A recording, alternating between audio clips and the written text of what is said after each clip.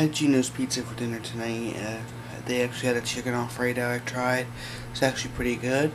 And now I'm just finishing up with Metal Gear Solid 3 on the 360 system.